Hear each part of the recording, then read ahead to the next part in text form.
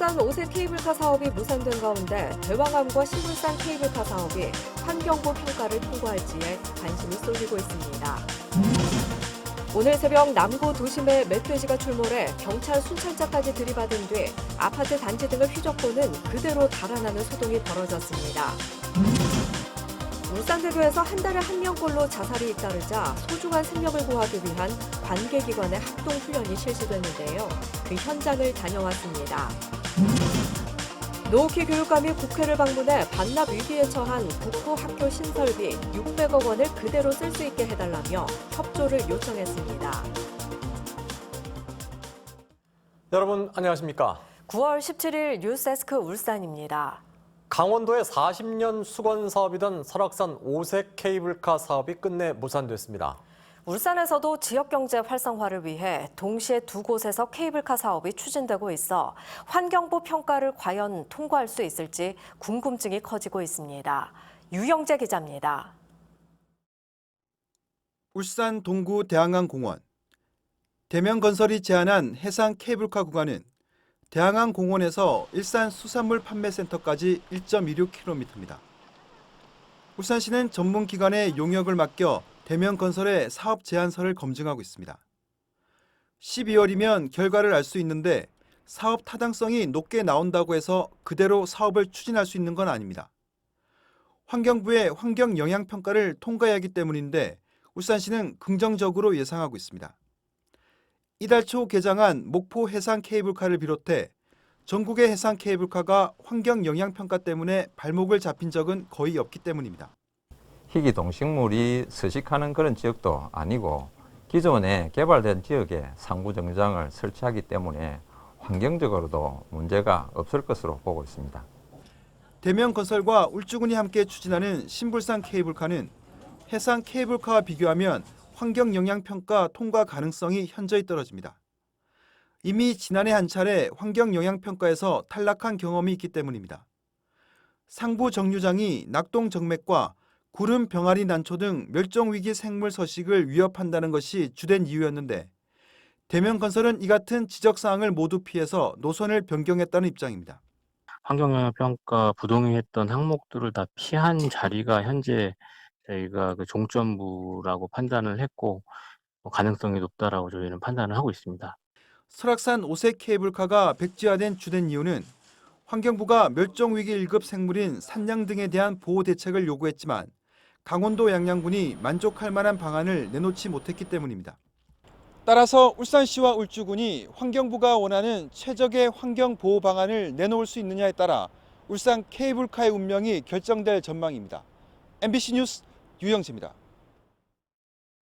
오늘 새벽 울산 도심 한가운데 멧돼지 한 마리가 출몰했습니다. 출동한 경찰 순찰차를 들이받고 아파트 단지와 타화강 주변을 휘젓고 다니다 그대로 달아났습니다.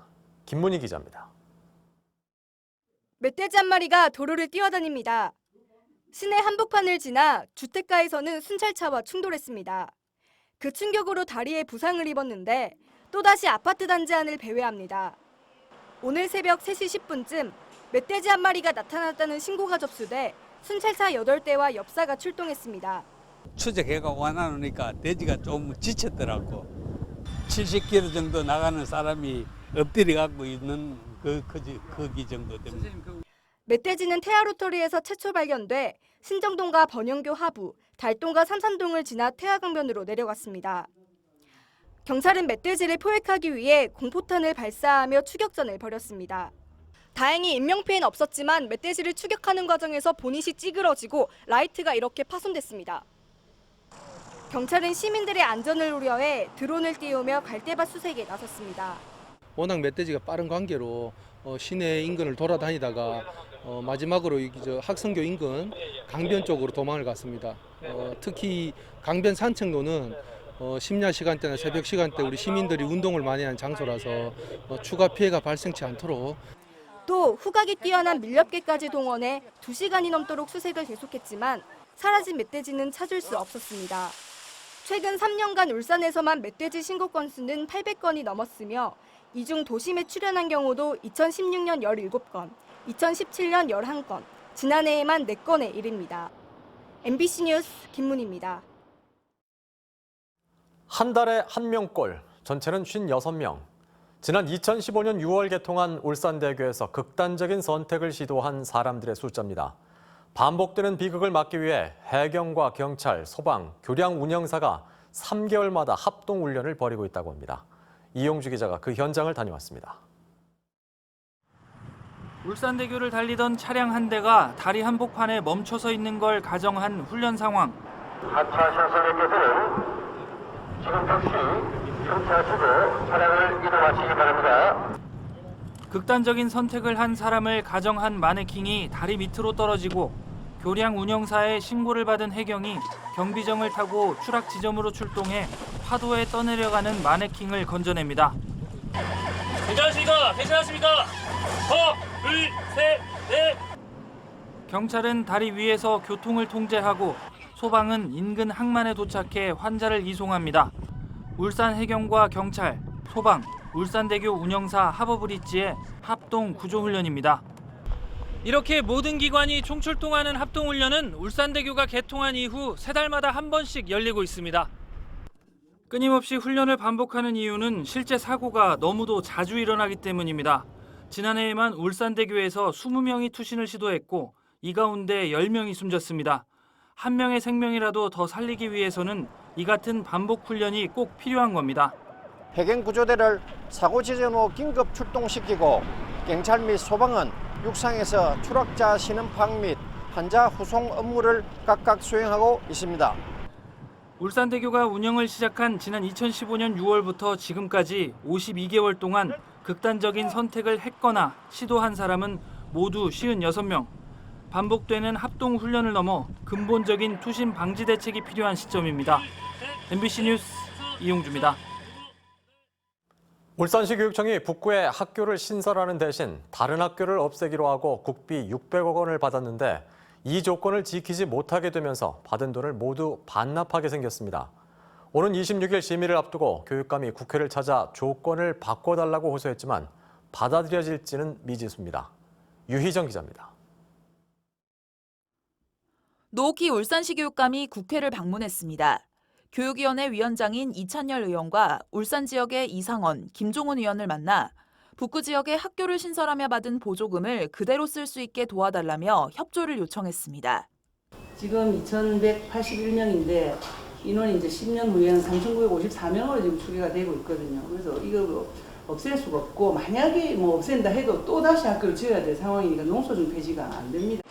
울산시 교육청은 북구 강동과 송정 지역에 학교 3곳을 짓기 위해 국비 626억 원을 받았습니다. 돈을 받는 조건은 새 학교가 개교하는 내년 3월 전까지 북구의 다른 학교 4곳을 없애는 건데 예상과 달리 북구 지역의 인구가 크게 늘면서 기존 학교를 폐교하기 어려워졌습니다.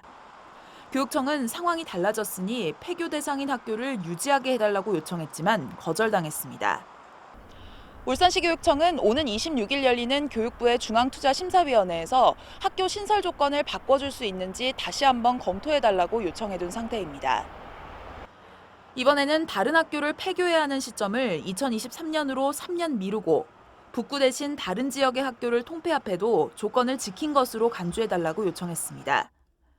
600억 원이 넘는 국비를 반납하게 되면 울산의 교육 재정에 막대한 부담이 되는 만큼 국회의원들을 잇따라 찾아가 읍소라도 해서 어떻게든 교육부를 설득해보겠다는 게 울산시 교육청의 계획인데 쉽지는 않아 보입니다.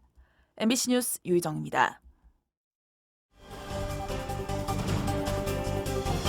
큐브 뉴스입니다.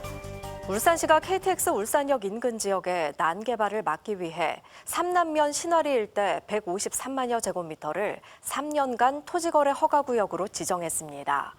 울산시는 오는 2021년 전시 컨벤션 센터가 문을 열고 향후 울산역 복합 환승센터가 착공하면 삼남면 일대 부동산 투기가 우려돼 울주군수의 허가를 얻어야 토지 취득을 허용하기로 했다고 밝혔습니다. 지역 경기 침체가 장기화되면서 내년 지방세 징수 규모가 큰 폭으로 줄어들 전망입니다. 울산시는 내년 지방세 징수액이 올해보다 500억 원 이상 줄어든 1조 3,500억 원대에 그칠 것으로 보고 국비와 세원 확보, 긴축 재정 등을 검토하고 있습니다.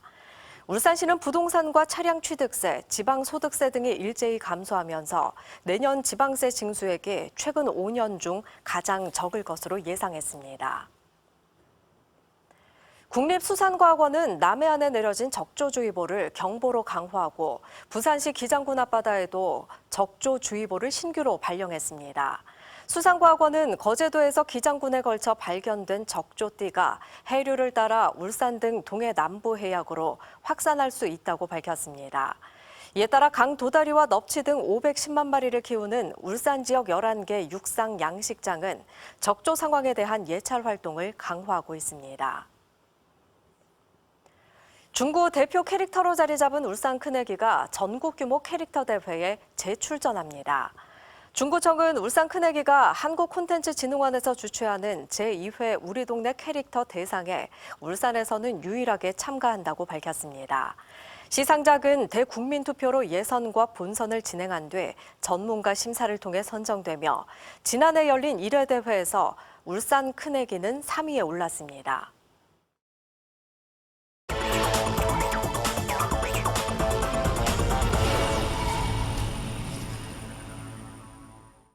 경기도에서 아프리카 돼지열병이 발생하면서 울산시도 긴급 예방 작업에 나섰습니다. 울산시는 오늘 오전 6시 30분부터 48시간 동안 돼지 관련 축산시설과 양돈 농가 방문을 금지하는 이동 중지 조치를 내리고 울주군 삼남면에 마련된 축산 차량 소독 시설을 24시간 운영하고 있습니다. 울산에서는 농가 25곳이 3만 7천여 마리의 돼지를 키우고 있으며 아직까지 아프리카 돼지열병에 감염된 사례는 없습니다. 남구 달동의 한 주상복합 건물이 입주 지연 문제로 분쟁을 겪으면서 계약자들이 건설사와 시행사를 상대로 소송에 나섰습니다. 계약자 150명은 건설사와 시행사가 올해 하반기까지 공사를 마무리하겠다는 약속을 지키지 않고 건설을 미루고 있다며 분양대금에 대한 부당이득금 반환 청구 소송을 제기했습니다. 이 주상복합 건물은 지난 2016년 분양돼 올해 3월 준공 예정이었지만 지난해 말부터 공사가 중단된 상태입니다. 울주군 의회는 오늘 농수산물시장 울주군 유치를 위한 간담회를 열고 울주군 지역의 이전 후보지 선정 방안을 논의했습니다. 이들은 울주군 지역의 부지 매입비가 저렴하고 연계 교통망이 잘 갖춰져 있는 만큼 농수산물시장 이전 부지로 가장 적합하다고 주장했습니다. 울산시는 구군별로 후보지 접수를 받아 다음 달쯤 이전 장소를 확정할 계획입니다. 오늘 열린 울산 MBC 9월 시청자위원회에서는 돌직구에서 방송된 의료 오지 누가 만들었나에서 대안과 근거 제시가 미흡했다고 지적했습니다. 위원들은 울산의 3차 의료기관이 필요하다는 데 공감하면서도 의료기관과 의료 인력 확충에 대한 대안 제시가 부족했고 자치단체의 의료정책에 대한 문제점을 제대로 꼬집지 못했다고 밝혔습니다. 한편 주간 뉴스, 유희정의 취재 수첩 등 유튜브 콘텐츠 강화가 돋보였으며 공유 자동차를 소재로 한 다큐멘터리 굿바이 마이카도 신선했다고 언급했습니다. 현대중공업 그룹 계열사인 현대일렉트릭이 고강도 비상 경영 체제에 돌입했습니다. 현대일렉트릭은 주식 발행과 자산 매각으로 3천억 원대의 자금을 마련해 재무 구조를 개선하고 임원 40% 감축과 조직 개편 등으로 연간 500억 원의 비용을 절감할 계획이라고 밝혔습니다. 지난 6월 기준 현대일렉트릭의 자본금은 7,400억 원, 부채는 1조 5,800억 원대로 부채 비율이 214%에 달했습니다. 울산시 교육청이 학교 놀이공간을 학생들의 눈높이에 맞게 개선하는 참 좋은 놀이터 사업을 추진하고 있습니다. 학습 위주로 구성된 획일적인 학교 공간을 학생들이 다양한 경험을 할 수 있도록 놀이공간을 새로 바꾸는 사업입니다. 올해는 호계와 농소초등학교가 놀이 환경을 개선했으며 오는 2022년까지 37개 학교에 학생 친화적 놀이 공간이 조성될 예정입니다. 울산시는 오늘 제1회 지방공무원 임용시험 최종 합격자 257명을 발표했습니다. 합격자 중 여성이 61.4%를 차지했으며 최고령은 49살, 최연소는 18살입니다. 울산시는 오는 26일 신규 임용 후보자 등록을 마무리할 방침입니다.